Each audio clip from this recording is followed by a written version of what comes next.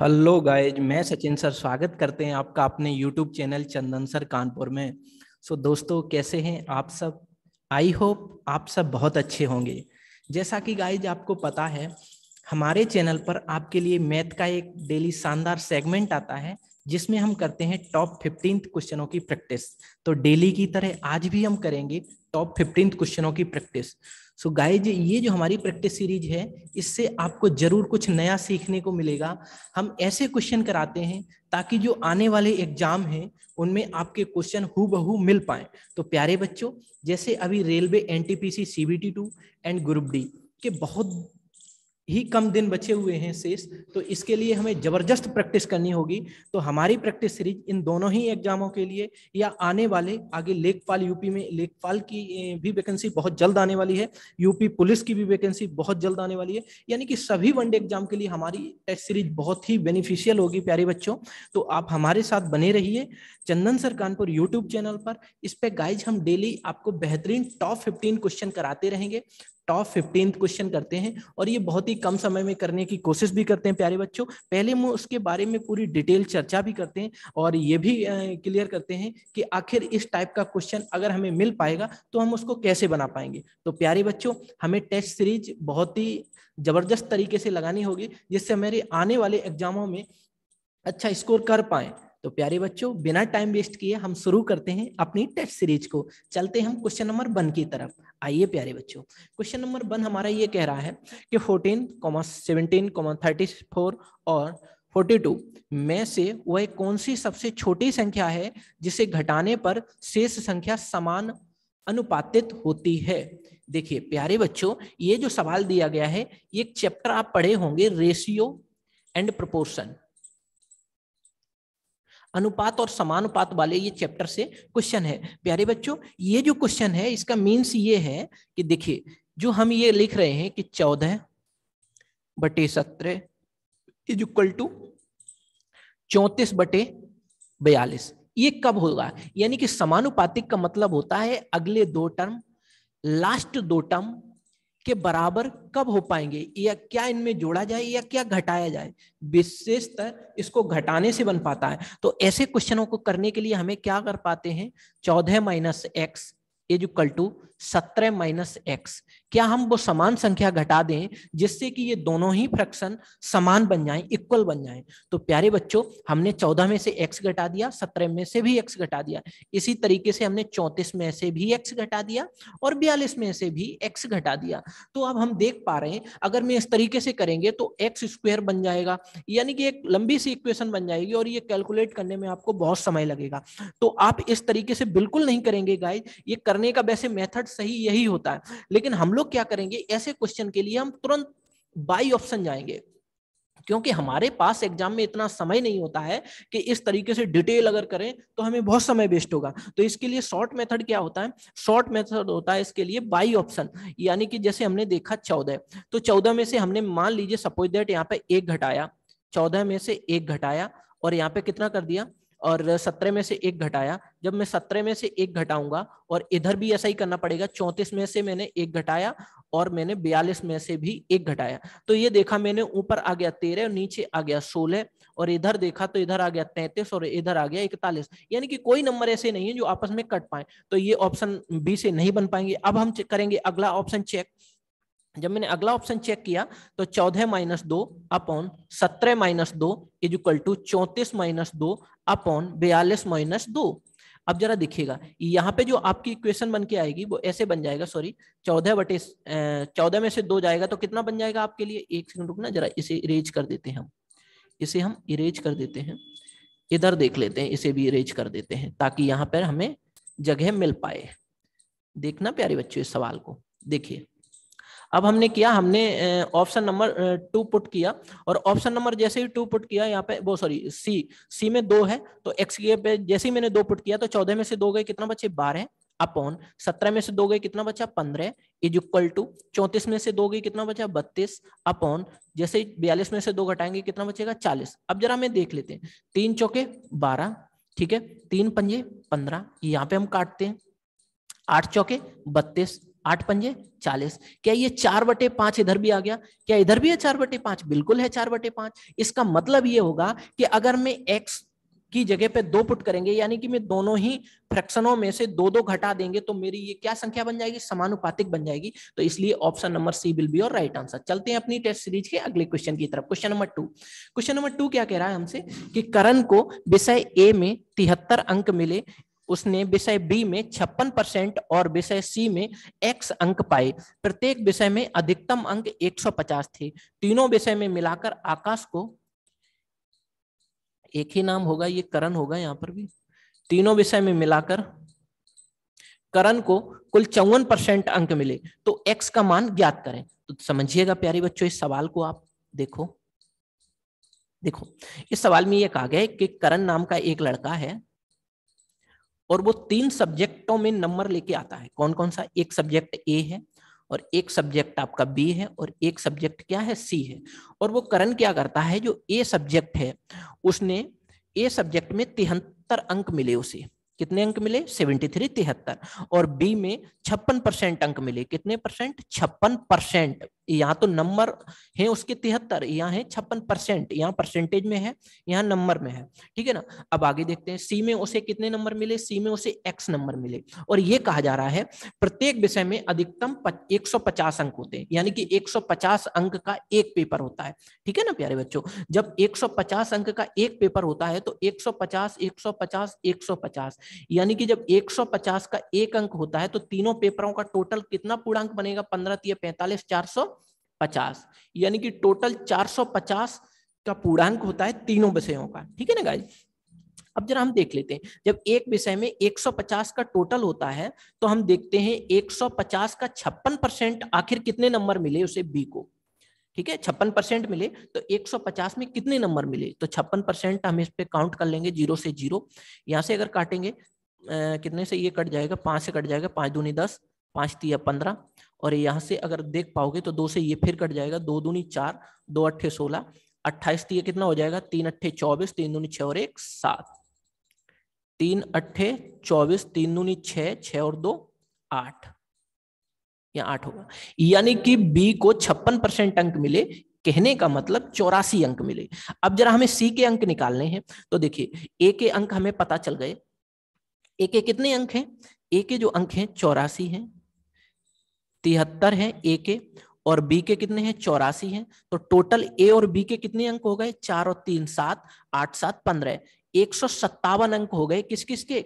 ए के और बी के। अब जरा हम सी के अंक निकाल लेंगे, और ये कहा जा रहा है आगे कि तीनों विषयों में मिलाकर करण को कुल 54% अंक मिले। तो देखिए तीनों विषयों का जो योगफल था वो कितना था? 450। तो 450 का जैसे ही मैंने 54% काउंट किया तो परसेंटेज अगर यहाँ से हटाएंगे तो हम 2 जीरो यहाँ लेके आएंगे, 1 जीरो से 1 जीरो कैंसिल आउट हो जाएगा। अब हम 45 गुणे 54 कर लेंगे, तो 45 दूनी 90 दूनी 180, यहाँ पर 180, तो अब कितना बचेगा? यहाँ पे 3, और यहाँ पे कितना आ जाएगा? 2 दूनी 4, तो यहाँ पे आ जाएगा आपका 243, 243 जीरो, और बटे कितना होगा? 10। तो इस 10 से ये वाला जीरो कैंसिल आउट हो जाएगा, यानी कि तीनों विषय में टोटल मिला के उसे 243 नंबर मिलते हैं तीनों विषयों में। जब तीनों विषय में 243 नंबर उसे मिलते हैं और 2 विषय के नंबर आपको पता है 157 है, तो क्या आप सी वाले विषय के नंबर बता पाओगे? बिल्कुल बता पाएंगे। 13 में से जैसे ही आप 7 को घटाओगे तो आपके पास कितना बचेगा? 6 बचेगा। अब यहाँ बच्चा आपके पास 13, 13 में से 5 घटाओगे तो कितना बचेगा? 8। तो उसे कितने सी में कितने नंबर मिले? यानी कि सब्जेक्ट सी में जो उसे नंबर मिले हैं करण को, कितने मिले? 86। तो option number B will be your right answer. I hope ये क्वेश्चन बहुत अच्छे से क्लियर हुआ होगा गाइस। चलते हैं क्वेश्चन नंबर 3 की तरफ। आइए क्वेश्चन नंबर 3 क्या कह रहा है कि 2 बराबर को 4%, 2 बराबर धनराशि को होगा, यहाँ 2 बराबर धनराशि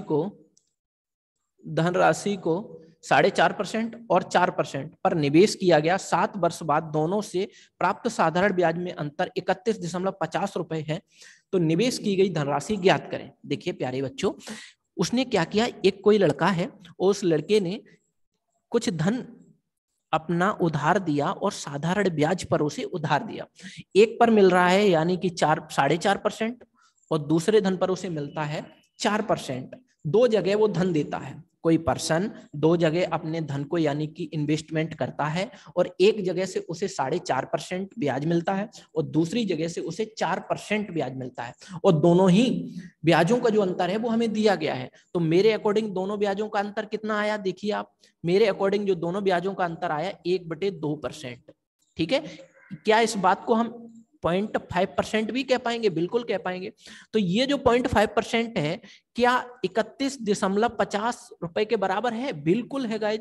तो आप समझ रहे होंगे जी, यहाँ पर भी 0.5 का मतलब 0.50 होता है। ठीक है ना, इस जीरो से तो आपने ये जीरो कैंसिल आउट कर लिया। अब क्या किया आपने, इस पॉइंट से ये पॉइंट कैंसिल आउट कर दिया। अगर यहाँ से हम परसेंटेज हटाएंगे तो यहाँ पर आपके क्या बन जाएंगे, चाहे तो ऐसे लिख लीजिए 5/% हटाइए तो नीचे कितना आ जाएगा 100 इक्वल टू कितना हो जाएगा 315। तो हम यहाँ से देखें 5 छंके 30 और 5 तिया 15, जैसे ही मैंने यहाँ 2 जीरो लगाए तो मेरा कितना आ गया 6300 आ गया। 5 छक्के 30, 5 तिया 15। तो वह कहा जा रहा है तो निवेश की गई धनराशि कितनी है। तो हम यहाँ से जब निकाल पा रहे हैं तो निवेश की गई धनराशि, और ये भी बोला गया है, सॉरी एक सेकंड, ये भी बोला गया है कि 7 वर्ष के लिए है। तो कोई बात नहीं है, जब 7 वर्ष के लिए है तो 6300 तो आ गई। ये है कितने वर्ष में, मिला कितने में 6300 जो मिला है हमें 7 वर्ष में मिला, तो 7 से हम भाग कर देंगे, 7 में 63। तो कितना धन उसने दिया था, 900 रुपए दिया था। कोई दिक्कत वाली बात नहीं, option number D will be your right answer. चलते हैं अपनी टेस्ट सीरीज के अगले क्वेश्चन की तरफ। Question number 4। क्वेश्चन नंबर 4 क्या कह रहा है हमसे कि x² - y² = 80 तथा x - y = 8।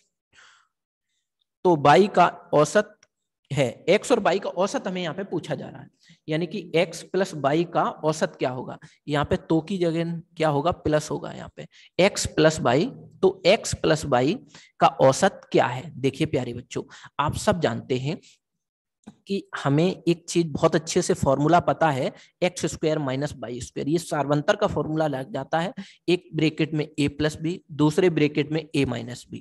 तो जरा हम इस बात को क्या ये लिख पाएंगे, a + b a - b, यानी सॉरी x + y या x - y। ज्यादातर ये फॉर्मूला a + b में होता है, इसलिए हमसे बाय डिफॉल्ट a + b ही लिख गया था। ठीक है ना गाइस, कोई दिक्कत वाली बात नहीं, यानी कि x + y दूसरे ब्रैकेट में x - y। तो हम जरा देख लेते हैं, जब मैंने x² - y² की जगह पर लिख दिया x + y, एक ब्रैकेट में मैंने लिख दिया x - y = 80। क्या हम इस बात को लिख पाएंगे? बिल्कुल लिख पाएंगे। मैंने x² - y² की जगह पर x + y और x - y लिख दिया, क्योंकि इसकी ये वैल्यू होती है, ये एक फॉर्मूला है। ठीक है ना प्यारे बच्चों, अब हमें ये दिया गया है कि x - y की वैल्यू 8 है। तो जब मैं x - y की जगह पे 8 लगा देंगे तो x + y, और जब मैं x - y की जगह पे 8 लगाएंगे और ये 8 डिवाइड में जाएगा तो क्या बनाया जाए, यहाँ से कितना आ जाएगा 10। तो यानी कि x + y की जो वैल्यू आ गई वो कितनी आ गई, 10 आ गई। जब x + y की वैल्यू 10 आ गई तो हमने देख लिया कि दोनों का सम कितना आ गया 10।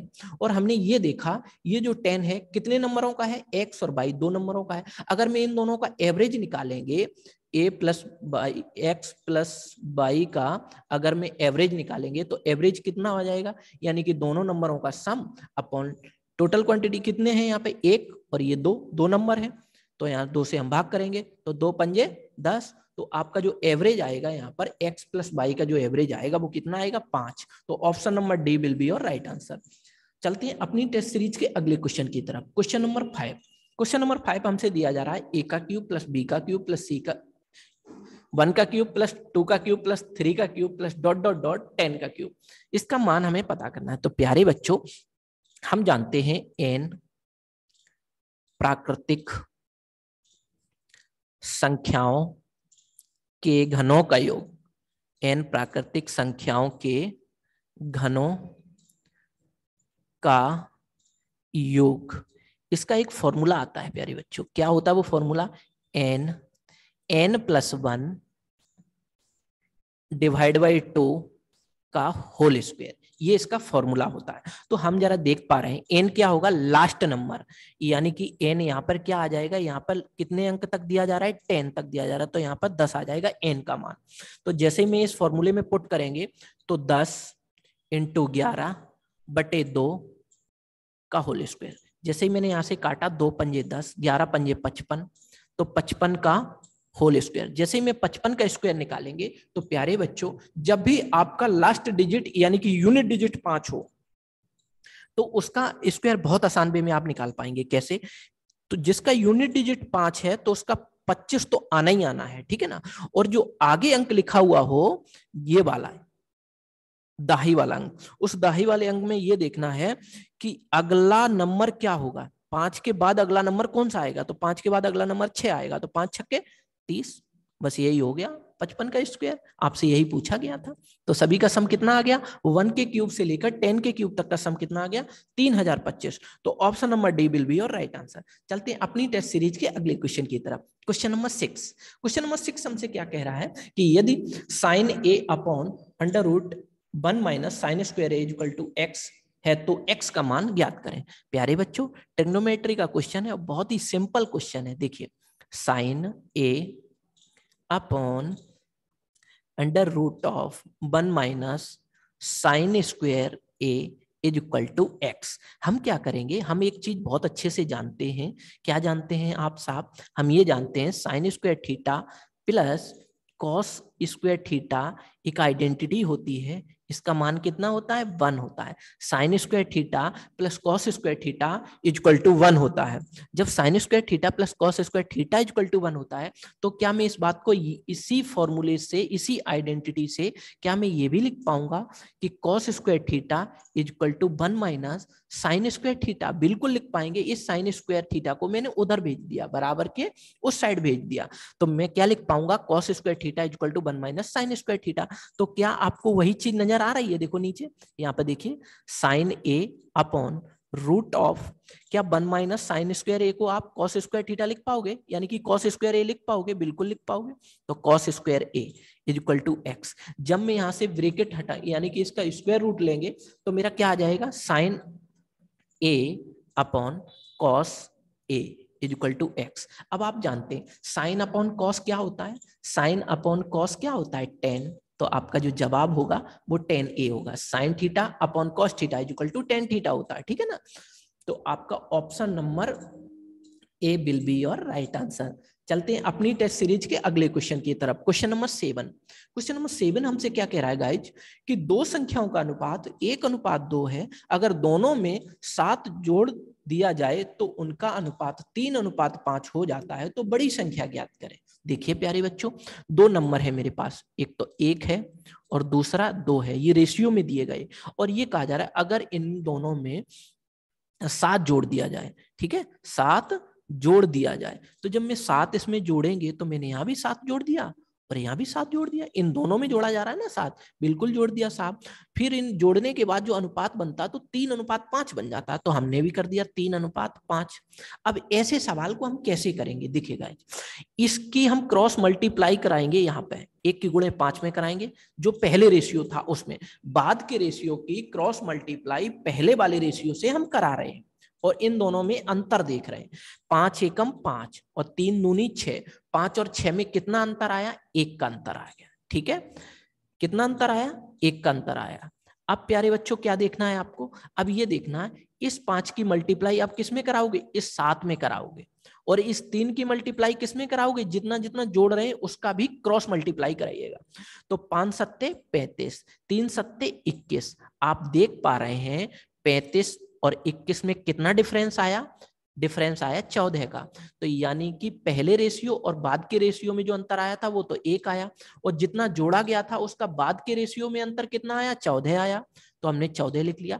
1 अनुपात की वैल्यू 14 आ गई है। तो हमसे ये पूछा जा रहा है तो बड़ी संख्या कौन सी है? तो आप ही बता सकते हैं प्यारे बच्चों, 1 बड़ा है या 2 बड़ा है? 2 बड़ा है। तो जब 1 यूनिट की वैल्यू 14 है तो 2 यूनिट की वैल्यू कितनी होगी? 2 गुणे 14। तो आपका सही जवाब क्या होगा? 28। तो option number C will be your right answer. चलते हैं अपनी टेस्ट सीरीज के अगले क्वेश्चन की तरफ।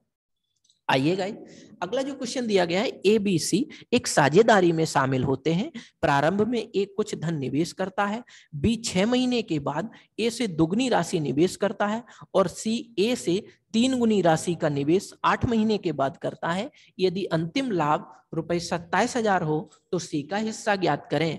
देखिए प्यारे बच्चों ये जो सवाल दिया गया हमें, ये हमें दिया गया पार्टनरशिप से। एक आपका चैप्टर आता है पार्टनरशिप यानी कि साझेदारी, एक आपका चैप्टर है साझेदारी, उसी साझेदारी के चैप्टर से ये क्वेश्चन हमारा लिया गया है। इस साझेदारी वाले चैप्टर में एक बेसिक चीज आपको बहुत अच्छे से पता होना चाहिए कि जो प्रॉफिट का रेशियो होता है, जो प्रॉफिट का रेशियो होता है, यानी कि प्रॉफिट बराबर होता है इन्वेस्टमेंट इनटू टाइम, यानी कि कितना पैसा हमने लगाया और वो कितने समय के लिए लगाया, उसकी ही मल्टीप्लाई मेरी क्या बन जाती है, प्रॉफिट बन जाती है। ठीक है ना प्यारे बच्चों, तो इसी तरीके से हम इस क्वेश्चन को डील करते हैं। आइए क्वेश्चन को समझते हैं। ए बी सी तीन साझेदार हैं। कौन कौन साझेदार है? एक तो ए है और एक तो आपका बी है और एक आपका सी है। तीन साझेदार हैं और कहा जा रहा है प्रारंभ में ए ने कुछ धन लगाया और बी ने 6 महीने के बाद ए से दुगनी राशि निवेश की, यानी कि इसने प्रारंभ में मान लीजिए 1 लगाया तो 6 महीने के बाद इसने कितना कर दिया, 2 गुना, और सी ने 3 गुनी राशि कर दी, यानी कि सी ने 3 गुनी राशि, सी ने ए से 3 गुनी राशि का निवेश 8 महीने के बाद किया। अगर इसमें यह नहीं कहा गया है कि कितने साल के लिए उन्होंने व्यापार को चलाया, तो अगर ऐसी बात न कही जाए तो हम सपोज दैट ऐसे क्वेश्चन को बाय डिफॉल्ट 1 वर्ष मान के हम क्वेश्चन को सॉल्व करते हैं। मान लीजिए कि ए बी सी ने तीनों ने 1 साल के लिए व्यापार किया और ए ने सबसे पहले व्यापार को प्रारंभ किया, इसने कोई छेड़खानी नहीं की और पूरे 12 महीने तक ये व्यापार में रहा। इसने क्या किया, जो बी है उसने क्या किया, बी 6 महीने के बाद तो व्यापार में शामिल हुआ।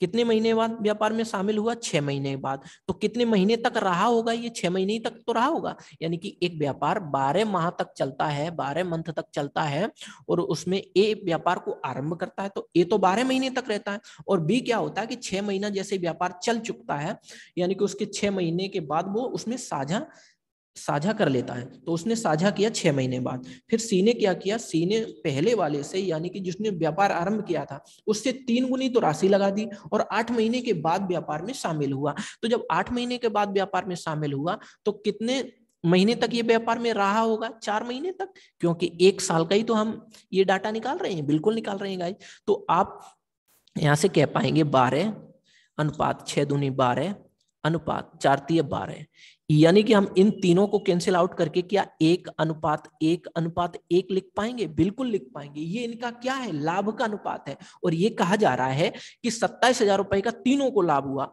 तो 1 2 3 मेरे अकॉर्डिंग 3 का लाभ हुआ, क्वेश्चन के अकॉर्डिंग 27,000 का हुआ।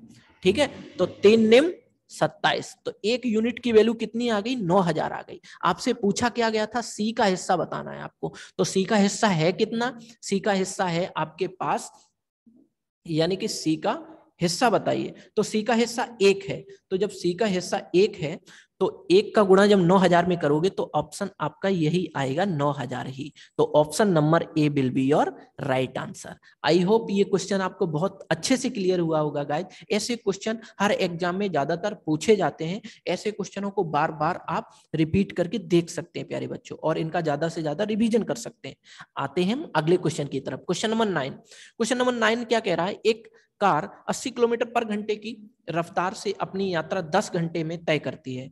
यदि उतनी ही दूरी 4 घंटे में तय की जानी है तो कार को अपनी रफ्तार और कितनी अधिक बढ़ानी पड़ेगी। तो देखिए गाइस, एक कार है, आप सब जानते हैं एक फॉर्मूला होता है, चाल बराबर दूरी बटे समय। यानी कि ये क्वेश्चन ये कह रहा है कि एक कार है जो 80 किलोमीटर पर घंटे की रफ्तार से जा रही है और 10 घंटे में अपने गंतव्य पर पहुंच जाती है, जहां से जाना है 10 घंटे की वो यात्रा करती है, ठीक है ना। यदि वही दूरी उतनी हो, उसी दूरी को 4 घंटे में अगर वो कार तय करे तो बताइए कार को अपनी स्पीड कितनी बढ़ानी पड़ेगी, यानी कि 80 से कितनी और बढ़ानी पड़ेगी। तो ये बात देखने के लिए आपको देखना पड़ेगा कि पहले चाल कितनी थी, 80 थी, और पहले चाल जब 80 थी तो समय कितना लग रहा था उसको, समय लग रहा था उसे 10 घंटे। तो क्या मैं यहां से दूरी निकाल पाऊंगा, बिल्कुल निकाल पाएंगे। तो दूरी यहां से कितनी आ जाएगी, आपकी जो दूरी निकल के आएगी वो आ गई 800 किलोमीटर। जब 800 किलोमीटर की दूरी 80 किलोमीटर पर घंटे से जाता है तो 10 घंटे में पहुंच जाता है। अगर यही दूरी 800 किलोमीटर की ही दूरी अगर वो 4 घंटे में तय करे तो बताइए उसकी स्पीड कितनी और बढ़ानी पड़ेगी 80 किलोमीटर पर घंटे से। तो देखिए 4 घंटे में जब तय करेगा तो स्पीड कितनी होगी, 4 दूनी 8, 200 किलोमीटर पर घंटे। तो यानी कि जब वो 4 घंटे में कार से उतनी ही दूरी कवर करेगा तो 200 किलोमीटर पर घंटे उसे दौड़ना पड़ेगा, यानी कि कार को चलाना पड़ेगा। तो आप बताइए, पहले कार की चाल 80 किलोमीटर पर घंटे थी, अब कार की चाल 200 किलोमीटर पर घंटे। तो बताइए दोनों में कितना अंतर आया? अंतर जो मेरा आया वो 120 का आया, यानी कि कार की चाल पहले के अकॉर्डिंग में 120 किलोमीटर पर घंटे अधिक है।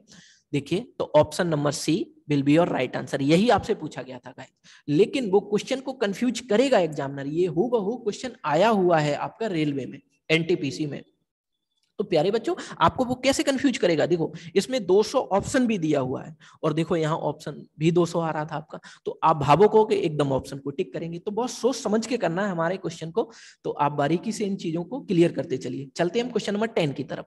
आइए गाइस, 3 मीटर चौड़े, 1 मीटर एक कपड़े से 12 मीटर व्यास और 7 मीटर तिरछी ऊंचाई वाले शंकु के आकार का एक तंबू टेंट बनाया जाता है। तो कपड़े की लंबाई कितनी है? देखिए, जो कपड़े की लंबाई होगी वो हमें निकालनी होगी। देखिए, जब एक शंकु के आकार का एक तंबू टेंट बनाया जाए तो हमें क्या करना होगा? लंबाई गुणे उसकी चौड़ाई होगी। उस कपड़े की क्या होगी? लंबाई गुणे चौड़ाई। अगर शंकु की बात करें तो शंकु का आयतन क्या हो जाता है? पाई आर एल करके हो जाता है। तो जरा हम देख लेते हैं, पाई आर एल। जब मैं इसकी तिरछी ऊंचाई निकाल लेंगे तो एल से निकाल पाऊंगा, बिल्कुल निकाल पाऊंगा। अब जरा यहां देखिए, लंबाई कितनी दी गई है? लंबाई हमें निकालनी है। ओके गाइज, अब जरा कपड़े की चौड़ाई कितनी दी गई है? कपड़े की जो चौड़ाई दी गई है वो 3 मीटर दी गई है। अब पाई की वैल्यू हम 22/7 यहाँ पे लगाएंगे, और आर की वैल्यू 7।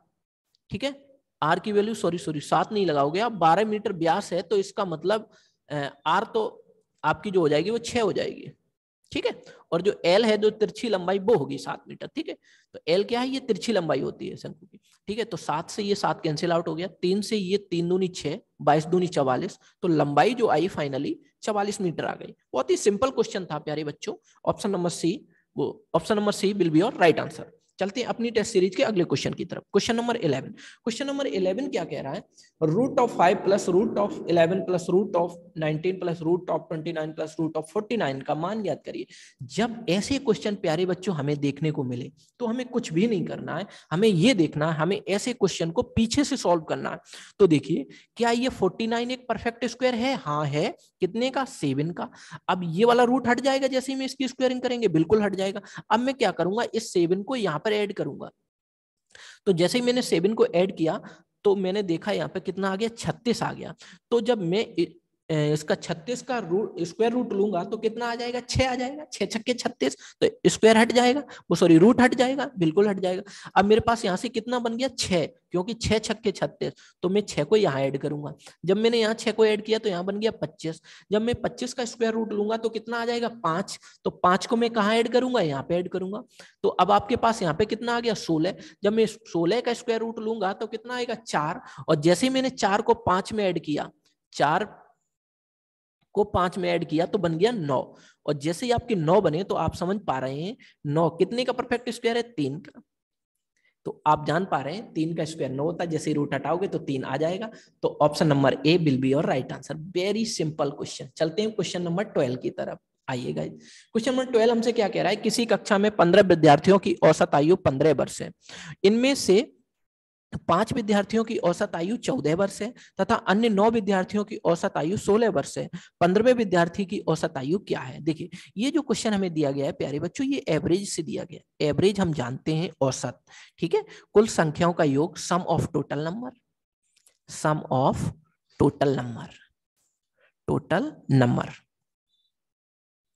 अपॉन, आपको ये देखना है टोटल कितने नंबर है, नंबर की क्वांटिटी देखनी है। ठीक है, number of quantity, total number कह लीजिए, कोई बात नहीं, टोटल नंबर यानी कि सभी संख्याओं का योग बटे कुल संख्याएं, कुल संख्याओं का योग बटे कुल संख्या, यही मेरा औसत होता है।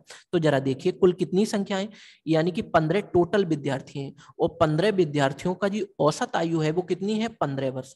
तो हमने ये क्या कर लिया? 15 विद्यार्थी हैं, कितने? कुल संख्या कितनी है? 15, और एवरेज कितना दिया गया है? एवरेज हमें दिया गया है 15 वर्ष। तो हम क्या 15 विद्यार्थियों की जब 15 वर्ष औसत दिया गया है तो क्या हम इन 15 विद्यार्थियों का आयु का योग निकाल पाएंगे? बिल्कुल निकाल पाएंगे। 15 15 225, ये हमने 15 विद्यार्थियों की आयु का योग निकाल लिया। अब हम क्या करेंगे, 5 और, अब इसमें कहा गया इनमें से 5 विद्यार्थियों की औसत आयु 14 वर्ष है। देखिए जो 5 विद्यार्थी हैं उनकी औसत आयु 14 वर्ष है, तो 14 पंजे 70।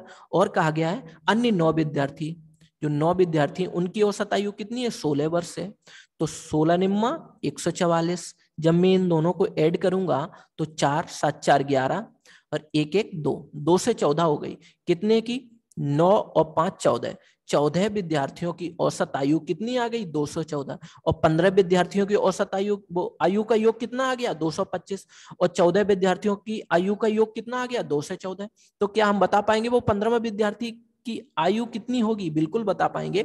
225 में से 214 जैसे आप यहाँ से घटाओगे, 225 में से जैसे ही 214 घटाओगे तो आपके पास कितना बचेगा, 11 बच जाएगा। तो आपका कितना बच जाएगा, 11। तो उस बच्चे की यानी कि 15वें विद्यार्थी की आयु कितनी होगी, 11 वर्ष। यही आपसे प्यारे बच्चों पूछा गया था, तो option number A will be your right answer. चलते हैं अपनी टेस्ट सीरीज के अगले क्वेश्चन की तरफ। क्वेश्चन नंबर 13, एक रेलगाड़ी 40 किलोमीटर की दूरी को 20 किलोमीटर पर घंटे की चाल से जाती है, पुनः वापस 30 किलोमीटर पर घंटे की चाल से आती है, तो रेलगाड़ी की औसत चाल बताइए। देखिए रेलगाड़ी की एवरेज स्पीड पूछी गई है, ये टाइम स्पीड एंड डिस्टेंस से हमारा क्वेश्चन दिया गया है, ठीक है, चाल समय दूरी वाले से, ठीक है ना प्यारे बच्चों। इस क्वेश्चन को हम कैसे समझेंगे, हमें एक तरीका पता होना चाहिए। ये जो 20 किलोमीटर पर घंटे की चाल से जाती है और यहाँ कितने से वापस आती है, 30 किलोमीटर पर घंटे से। मान लीजिए यहाँ कोई स्टेशन ए है और यहाँ कोई स्टेशन बी है, जो ट्रेन जाती है, ये जो दूरी टोटल दी गई है वो 40 किलोमीटर की दूरी दी गई है, और एक जो ट्रेन इधर से जाती है वो किस स्पीड से जाती है, 20 किलोमीटर पर घंटे से, और इधर से जब आती है वापस उतनी ही दूरी, तो वो अपनी स्पीड 30 किलोमीटर पर घंटे कर लेती है। तो हमें ये बताना है तो रेलगाड़ी की औसत चाल कितनी है। तो देखिए औसत चाल निकालने के लिए हम इस पे बिल्कुल ध्यान नहीं देंगे, हम इस पे बिल्कुल ध्यान नहीं देंगे, हम देंगे ध्यान किस पर, स्पीड पर, ठीक है। मान लीजिए कि पहले स्पीड मेरी 20 थी और बाद की स्पीड कितनी हो गई, 30, तो हम क्या करेंगे, इन दोनों ही स्पीडों का क्या ले लेंगे, एलसीएम ले लेंगे। तो एलसीएम कितना आ गया, 60, ठीक है ना प्यारे बच्चों। ये मान लीजिए मैंने 60 एक तरफ से दूरी है, ठीक है, एक तरफ की दूरी कितनी हो गई, 60। अब मैं क्या करेंगे, 20 या 60, यानी कि 3 किलोमीटर पर घंटे, मैंने सॉरी ये स्पीड है, तो यहाँ पे कितना आ गया, 20 या 60, 3 घंटे का समय इसको लगा, और 30 दूनी 60, इससे 2 घंटे का समय लगा। पहली ट्रेन को 3 घंटे का समय लगा, दूसरी ट्रेन को 2 घंटे का समय लगा। अब हम क्या करेंगे, एक तरफ की दूरी जब 60 है तो दोनों तरफ की दूरी कितनी हो जाएगी, 120, और 120 की दूरी यानी कि कुल दूरी बटे कुल समय कर दें तो क्या औसत आ जाएगा, बिल्कुल आ जाएगा। तो देखिए कुल दूरी कितनी हो गई, 60 इधर से 60 उधर से, 120 हो गई, और 120 और 2 घंटे ये और 3 घंटे ये, टोटल घंटे कितने हो गए, 5, 5 से जैसे मैंने भाग मारा तो 5 दूनी 10, 5 चौके 20, 24 किलोमीटर पर घंटे आ गई, ठीक है।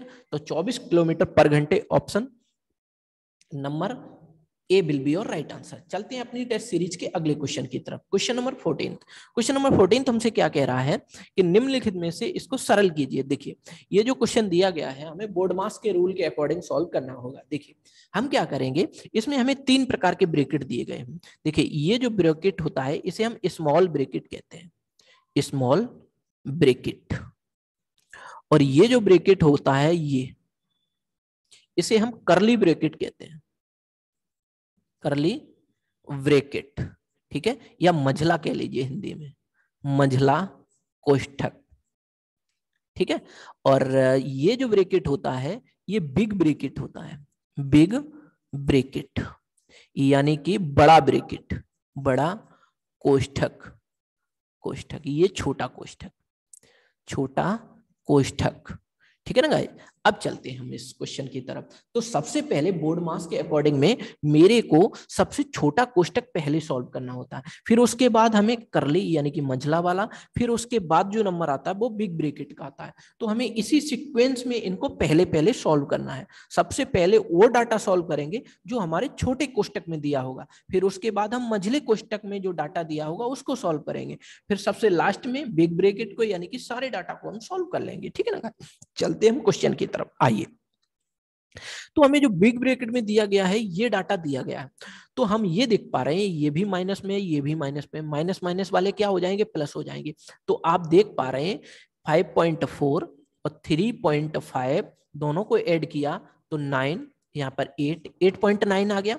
अब आपको ये देखना है कि कौन सी संख्या इन दोनों में से बड़ी है, तो बड़ी संख्या 5.4 है, तो बड़ी के सामने जो चिन्ह होगा वही चिन्ह आता है, तो माइनस का आ गया 8.9। अगर मैं अब यहाँ पे देखते हैं 7.1 माइनस 8.9 आ जाएगा इन दोनों का, जैसे मैंने सम किया बिल्कुल आ जाएगा। तो हमारा यहां से जब निकाल पाए तो मैं यहां से जब देखूंगा तो 8.9 से 7.1 घटेगा, बिल्कुल घटेगा। तो आप बहुत आसान वे में जब घटा पा रहे हैं तो यहाँ पे आ जाएगा 8, देखिए 9 में से 1 गया 8, 8 में से 7 गया 1, यानी कि 1.8 आ गया, वो भी माइनस का। और जैसे ये ब्रैकेट खुलेगा आगे पहुंचेगा तो ये वाला माइनस इस वाले माइनस से टकराएगा और इसको क्या कर देगा, प्लस। ठीक है ना। अब हम देख रहे हैं ये मझला वाला ब्रैकेट, करली ब्रैकेट, देखो इस पूरे को, तो जैसे ये माइनस यहां से गए हम 1.8 माइनस में था, जैसे ही मैंने इसको देखा ये ब्रैकेट खोला तो यहाँ पे माइनस फिर मिला, तो माइनस माइनस क्या हो गए, प्लस हो गए। अब 2.3, तो 2.3 1.8 कितना हो जाएगा, जरा इनका सम देखेंगे तो 8 और 3 11 और 3 और 1 4, 4.1 आ गया। अब मैंने ये भी ब्रैकेट सॉल्व कर लिया, यानी कि स्मॉल भी कर लिया और ये करली भी कर लिया। अब मैं किस पर आऊंगा, बिग ब्रैकेट की तरफ। तो जब बिग ब्रैकेट की तरफ आऊंगा तो हमें बिग ब्रैकेट में अब क्या मिलेगा, 0.9 माइनस 4.1। देखिएगा अब इसको मैं सॉल्व कर लूंगा।